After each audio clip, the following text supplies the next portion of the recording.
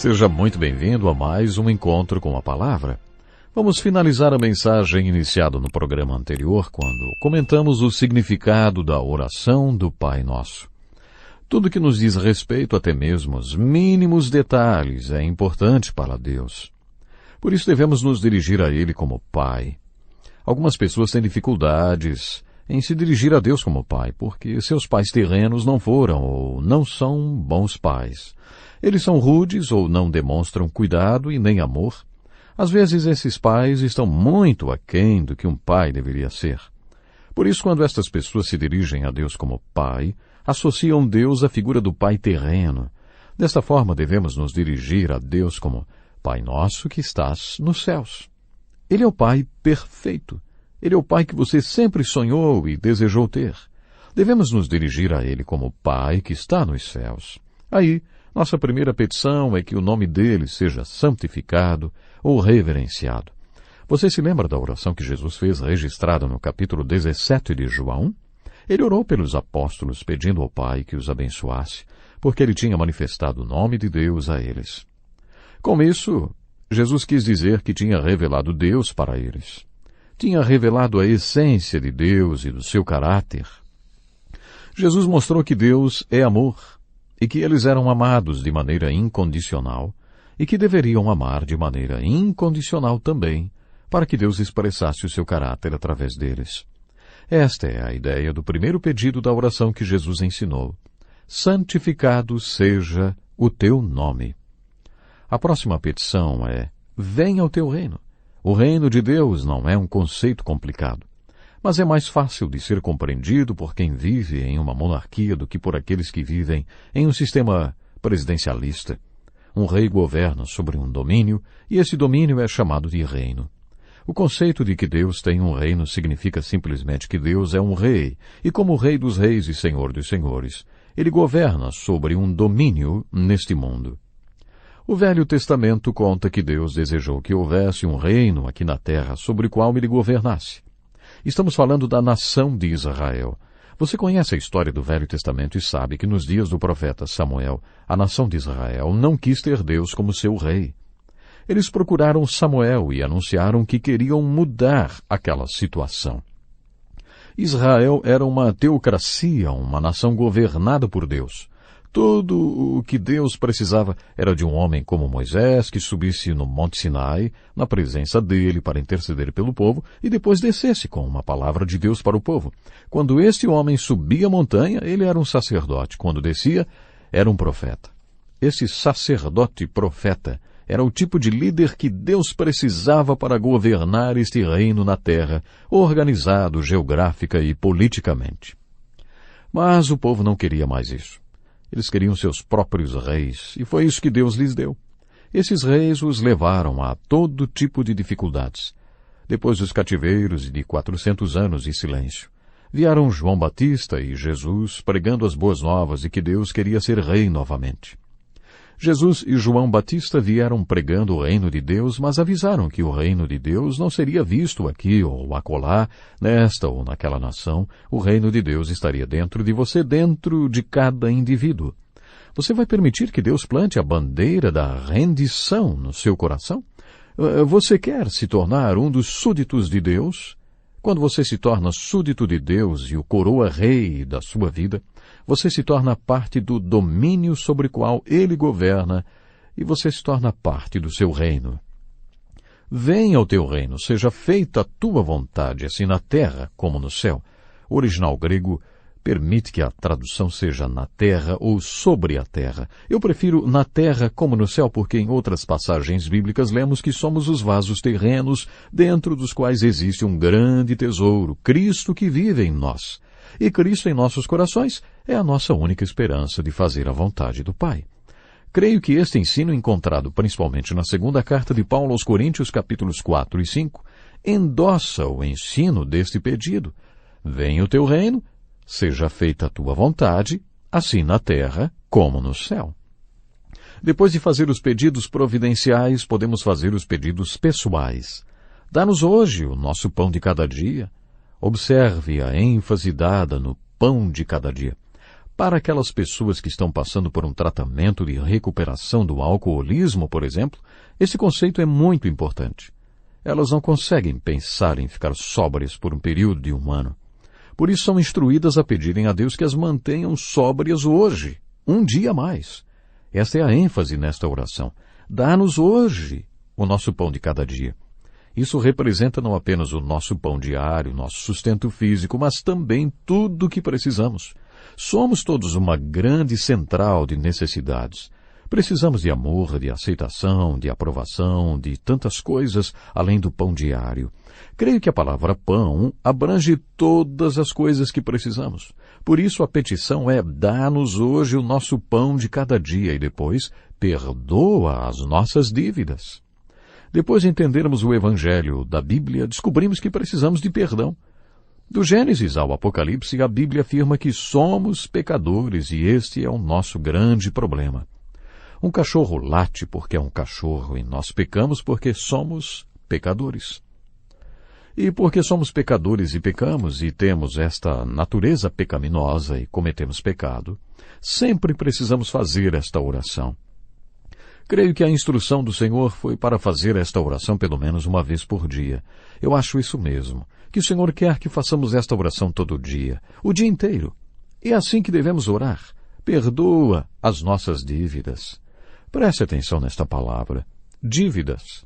Perdoa as nossas dívidas. Esta é a tradução correta para esta palavra, e não perdoa os nossos pecados. Perdoa os nossos pecados é a opção parafraseada no versículo 12 de Mateus capítulo 6. Mas a opção mais apropriada é mesmo perdoa nossas dívidas, assim como perdoamos aos nossos devedores. A próxima petição é: e não nos deixes cair em tentação. No primeiro capítulo da carta de Tiago, lemos o seguinte: Deus não pode ser tentado pelo mal e a ninguém tenta. Por que então oramos: não nos deixe cair em tentação? Se estivermos sendo guiados por Deus, não vamos chegar ao ponto de nos confrontar com a tentação. Preste atenção no que a Bíblia fala sobre tentação. O conceito que vemos em toda a Bíblia é o seguinte: você não é uma fortaleza. Por isso, não se faça de forte diante da tentação, achando que depois pode sair correndo, pedindo a Deus que lhe dê um escape. Muita gente não entende direito o versículo 13 de 1 Coríntios 10, que diz: não sobreveio a vocês tentação que não fosse comum aos homens. E Deus é fiel. Ele não permitirá que vocês sejam tentados além do que podem suportar. Mas, quando forem tentados, Ele mesmo lhes providenciará um escape para que o possam suportar. Você se lembra deste versículo? Muito bem. Agora leia o versículo seguinte do capítulo 10 de 1 Coríntios. Diz assim: por isso, meus amados irmãos, fujam. É isso que a Bíblia ensina. Não somos uma fortaleza, por isso devemos orar todos os dias para que não sejamos tentados.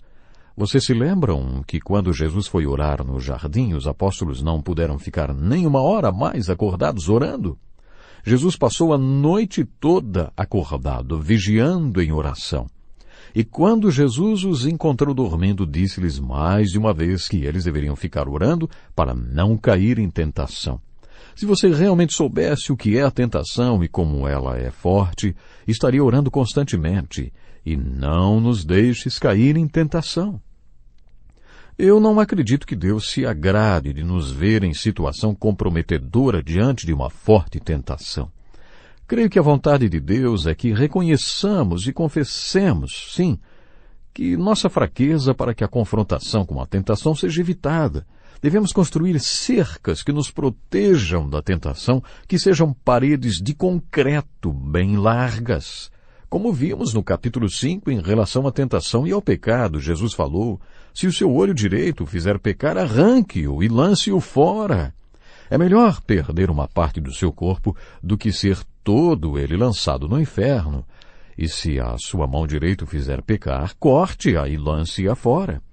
É melhor perder uma parte do seu corpo do que ir todo ele para o inferno. Como já comentamos, Jesus estava dizendo que tudo que o leva à tentação, o que você vê com os seus olhos, o que você faz com as suas mãos, onde você vai com os seus pés, se qualquer uma dessas coisas o faz pecar, então não olhe, não faça e não vá a lugares onde você será tentado.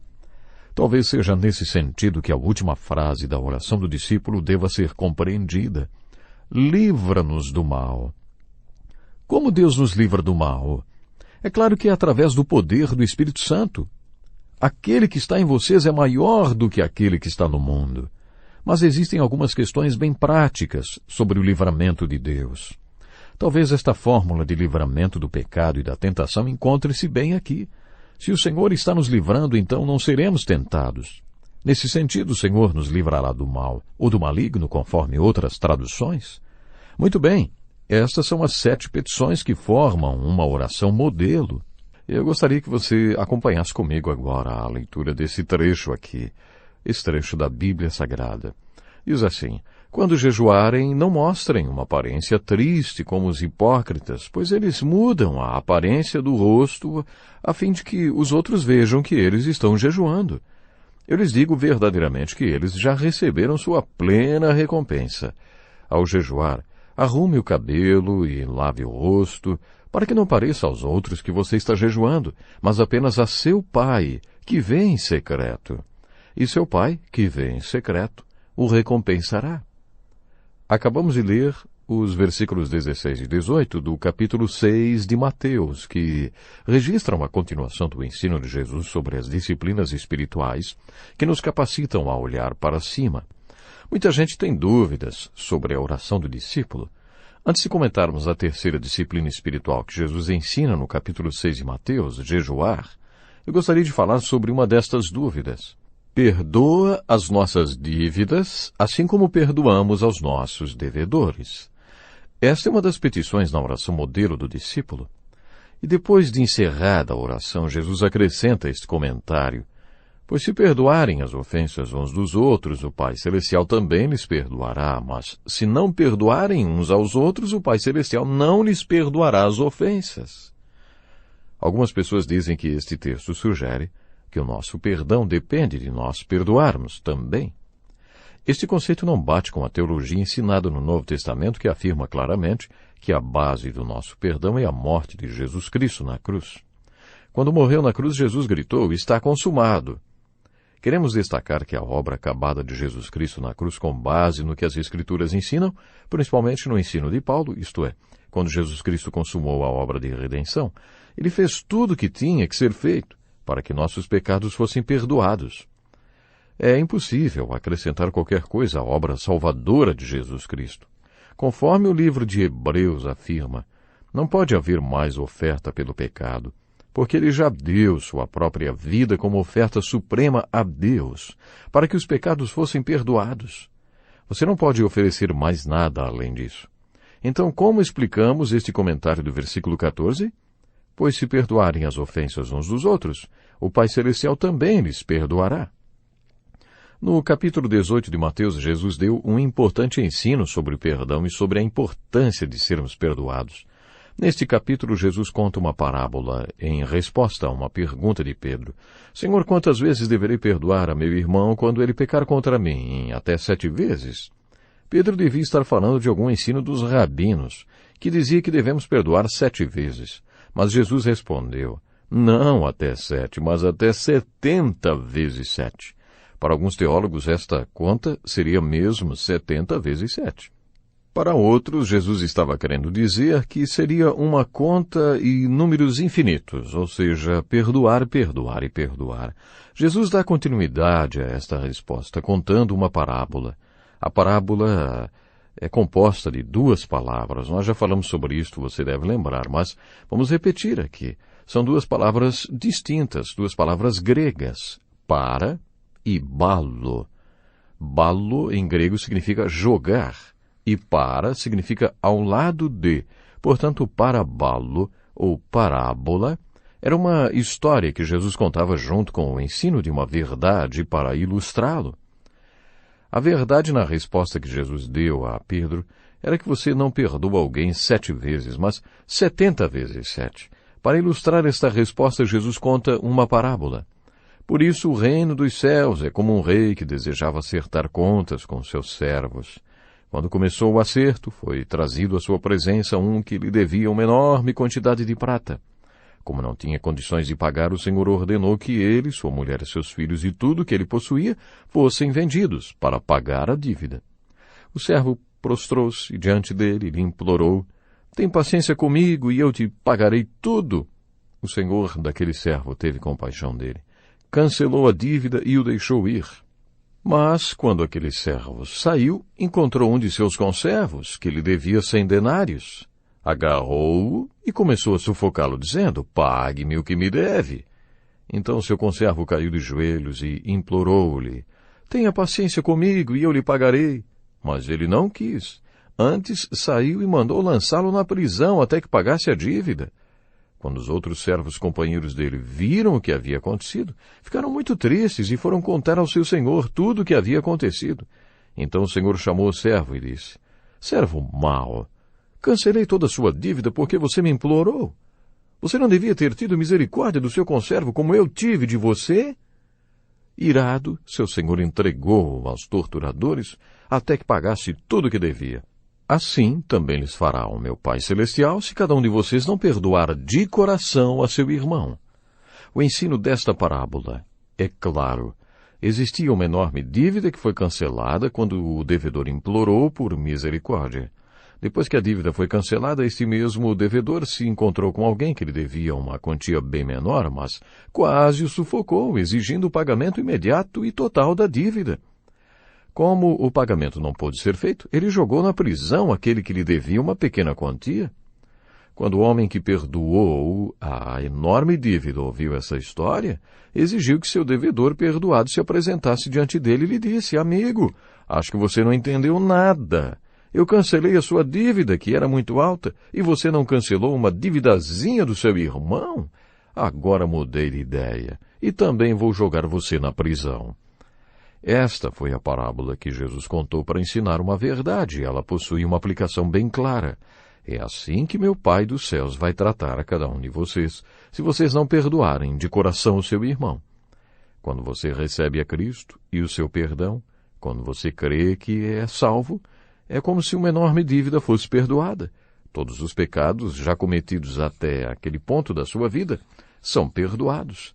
Agora, se você realmente crê que sua enorme dívida de pecados foi perdoada, perdoaria alguém que pecou contra você? A lição é evidente. Claro que sim, você perdoaria. Na verdade, essa história vai um pouco mais além. Se você não perdoa, provavelmente ainda não entendeu que já foi perdoado.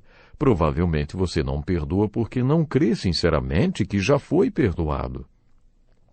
Nesse sentido, Jesus afirma que devemos orar: perdoa as nossas dívidas, assim como perdoamos aos nossos devedores. E acho que é por isso que Jesus usa o termo dívida. Jesus estava pensando na parábola, na dívida de milhões e naquele que devia uns trocadinhos. Se vocês perdoarem aqueles que pecarem contra vocês, demonstrarão que compreenderam e que creram no perdão que receberam. Mas se vocês não perdoarem, demonstrarão que não entenderam o tamanho da dívida que tinham e que foi cancelada, ou que não creram, então. É a fé que traz o perdão. Nosso perdão é o simples resultado do que está em evidência.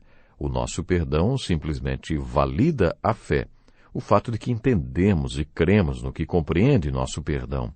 Alguém já disse que Jesus Cristo pagou a dívida que não era dele, porque nós devíamos e não tínhamos como pagar. Esta parábola do capítulo 18 de Mateus ilustra isso. Talvez ela elucide a questão levantada sobre a oração do discípulo. Agora vamos falar da terceira disciplina espiritual, mencionada por Jesus no capítulo 6 de Mateus, jejuar. Estamos diante de uma passagem bíblica da qual muitos podem dizer: olha, tudo bem, mas essa não é a passagem bíblica da qual eu mais gosto. Poderíamos olhar nossas fotos e talvez diríamos que nenhum de nós é muito ligado nesse negócio de jejuar. A parte mais importante de um ser humano não é a sua parte física, mas a parte espiritual. Somos todos feitos de duas partes. Somos parte física e parte espiritual. Existe uma parte de nós que é tangível, material e visível. Uma parte que pode ser vista, sentida e tocada. E existe uma parte de nós que não pode ser vista, nem tocada, nem sentida. Essa é a nossa parte espiritual. Quando uma pessoa deixa de viver, respirou pela última vez, a parte então que é verdadeira, a parte espiritual, o fôlego de vida, sai do nosso corpo. É isso que você prova quando jejua. Quando você jejua, está simplesmente afirmando que o seu homem interior, que a sua parte espiritual, é mais importante do que a sua parte física. Por isso, sustentar o homem interior através da palavra de Deus é mais importante do que comer para sustentar a parte física do homem ou seu homem exterior. O homem não vive só do pão que come. Não é a vida mais importante que a comida e o corpo mais importante que a roupa? Jesus faz esta pergunta na segunda parte deste capítulo, como veremos nos próximos estudos. O que é a sua vida? O que é o seu corpo? O que é a sua parte espiritual? Qual o verdadeiro valor de tudo isso? Sua parte física ou a sua parte espiritual? O que é mais importante? Sustentar sua parte física ou sua parte espiritual? Quando refletimos sobre isso, passamos a dar mais valor ao espírito da lei do jejum. É muito importante observar as últimas coisas que você come antes de começar um jejum longo. Também é importante saber despertar o seu sistema digestivo depois que ele adormeceu, porque você jejuou por um longo período. Você não pode acordá-lo com uma refeição muito pesada. Se você gostaria de iniciar um jejum, então prepare-se um pouco antes de começar a jejuar. Se você decidir jejuar, isso deve ficar entre você e Deus e não precisa incluir ninguém mais. Faça do jejum uma prática vertical. Faça o jejum para que Deus veja e não para que os homens vejam. Claro que se você decidir fazer um jejum prolongado, você vai ter que compartilhar com a sua família, por exemplo. Vai precisar conversar com eles, mas eu tenho certeza que a sua família entenderia. E nesse caso, você não estaria compartilhando porque você gostaria de manifestar para todo mundo que você estará fazendo esse jejum, mas sim porque você está compartilhando com a sua família e vai precisar, inclusive, do apoio da sua família. Jesus ensinou que quando você jejuar, não deve deixar os outros saberem por quê, porque esta é uma prática vertical, é uma prática para Deus. E como último pensamento no programa de hoje, eu digo o seguinte: não esqueça, muitas pessoas às vezes estão tentando vencer alguma coisa, vencer algum tipo de tentação ou coisa parecida, mas nunca lembram de jejuar, ou quando lembram, simplesmente ignoram. Saiba que se você não for capaz de vencer aquela vontade de comer, vai ser talvez um pouco difícil você vencer algum tipo de tentação. Experimente vencer a vontade de comer. Experimente não tomar café, experimente não almoçar, experimente jejuar. Você não precisa começar fazendo um jejum prolongado, muitos dias, não. Comece aos poucos, vá vencendo. Não tome café, não almoce. Enfim, jejue. Você vai ser muito mais do que vencedor. Deus lhe abençoe e até o próximo programa.